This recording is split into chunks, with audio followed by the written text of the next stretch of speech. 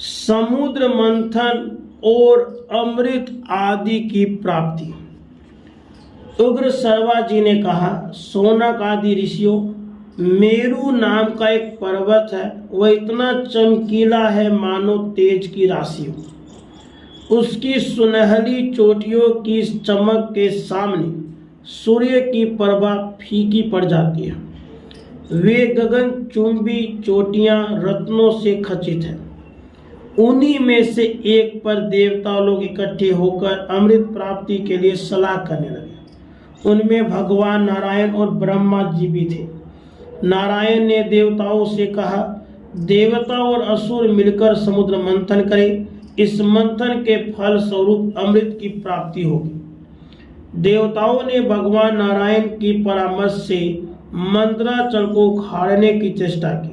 वह पर्वत मेघों के समान ऊंची चोटियों से युक्त 11,000 योजन ऊंचा और उतना ही नीचे धंसा हुआ था। जब सब देवता पूरी शक्ति लगाकर भी उसे नहीं उखाड़ सके, तब उन्होंने विष्णु भगवान और ब्रह्मा जी के पास जाकर प्रार्थना की, भगवान आप दोनों हम लोगों के कल्याण के लिए मंदराचल को उखाड़ने का उपाय कीजिए और हमें कल्याणकारी ज्ञान दीजिए। देवताओं की प्रार्थना सुनकर श्री नारायण और ब्रह्मा जी ने शेषनाग को मंदराचल उखाड़ने के लिए प्रेरित किया। महाबली शेषनाग ने वन और वनवासियों के साथ मंदराचल को उखाड़ दिया। अब मंदराचल के साथ देवगण समुद्र तट पहुंचे और समुद्र से कहा, हम लोग अमृत के लिए तुम्हारा जल मंथेंगे। समुद्र ने कहा, यदि आप लोग अमृत में मेरा भी हिस्सा रखें तो मैं मंदराचल को घुमाने से जो कष्ट होगा वह सह लूंगा। देवता और असुरों ने समुद्र की बात स्वीकार करके कच्छप राज से कहा, आप इस पर्वत के आधार बन जाइए। कच्छप राज ने ठीक है कहकर मंदराचल को अपने पीठ पर ले लिया। अब देवराज इंद्र यंत्र के द्वारा मंदराचल को घुमाने लगे। इस प्रकार देवता और असुरों ने मंदराचल की मथानी और वासुकी नाग की डोरी बनाकर समुद्र मंथन प्रारंभ किया। वासुकी नाग के मुंह की ओर असुर और पूंछ की ओर देवता लगे थे। बार बार खींचे जाने के कारण वासुकी नाग के मुख से धुएं और अग्नि ज्वाला के साथ सांस निकलने लगी। वह सांस थोड़ी देर में मेघ बन जाती और वह मेघ थके मांदे देवताओं पर जल बरसाने लगता। पर्वत के शिखरों से पुष्पों की झड़ी लग गई। महामेघ के समान गंभीर शब्द होने लगा। पहाड़ के वृक्ष आपस में टकराकर गिरने लगे। उनकी रगड़ से आग लग गई। इंद्र ने मेघों के द्वारा जल बरसाकर उन्हें शांत किया। वृक्षों के दूध और औषधियों के रस चू चू कर समुद्र में आने लगे। औषधियों के अमृत के समान प्रभावशाली रस और दूध सुवर्ण में मंदराचल के अनेकों दिव्य प्रभावशाली मणियों से चूने वाले जल के स्पर्श से ही देवता अमृतत्व को प्राप्त होने लगे। उन उत्तम रसों के सम्मिश्रण से समुद्र का जल दूध बन गया और दूध से घी बनने लगा। देवताओं ने मथते मथते थककर ब्रह्मा जी से कहा, भगवान नारायण के अतिरिक्त सभी देवता और असुर थक गए हैं। समुद्र मथते मथते इतना समय बीत गया परंतु अब तक अमृत नहीं निकला। ब्रह्मा जी ने भगवान विष्णु से कहा, भगवान आप उन्हें बल दीजिए, आप ही उनके एकमात्र आश्रय हैं। विष्णु भगवान ने कहा, जो लोग इस कार्य में लगे हुए हैं मैं उन्हें बल दे रहा हूँ। सब लोग पूरी शक्ति लगाकर मंदराचल को घुमावें और समुद्र को शुद्ध कर दें। भगवान के इतना कहते ही देवता और असुरों का बल बढ़ गया। वे बड़े वेग से मथने लगे। सारा समुद्र शुद्ध उठा। उस समय समुद्र से अगणित किरणों वाला शीतल प्रकाश से युक्त श्वेत वर्ण का चंद्रमा प्रकट हुआ। चंद्रमा के बाद भगवती लक्ष्मी और सूरा देवी निकली। उसी समय श्वेत वर्ण का उच्च सर्वा घोड़ा भी पैदा हुआ। भगवान नारायण के वक्षस्थल पे सुशोभित होने वाली दिव्य किरणों से उज्जवल कौस्तुभमणि, वांछित फल देने वाले कल्पवृक्ष और कामधेनु भी उसी समय निकले। लक्ष्मी, सूरा, चंद्रमा, उच्च सर्वा ये सब आकाश मार्ग से देवताओं के लोक में चले गए। अपने हाथ में अमृत से भरा श्वेत कमंडलू लिए हुए थे।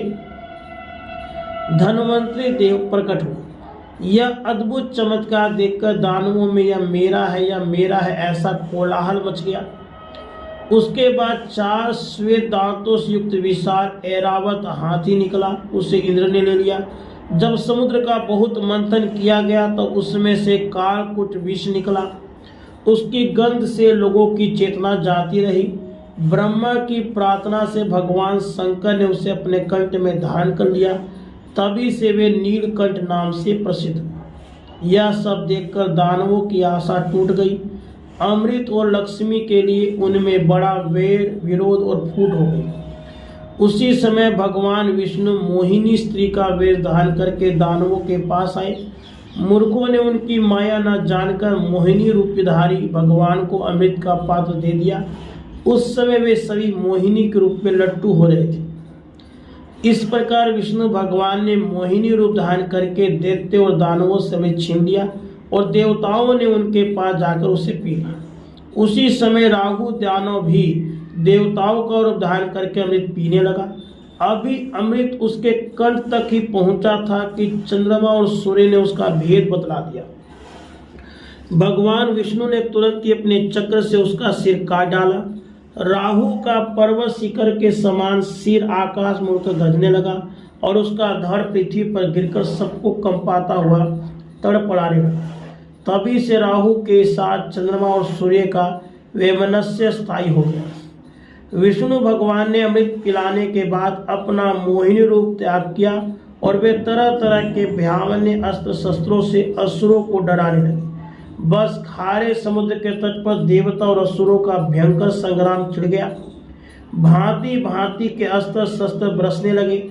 भगवान के चक्र से कट फूटकर कोई कोई असुर खून उगलने लगे तो कोई देवताओं के खड्ग शक्ति और गदा से घायल होकर धरती पर लौटने लगे।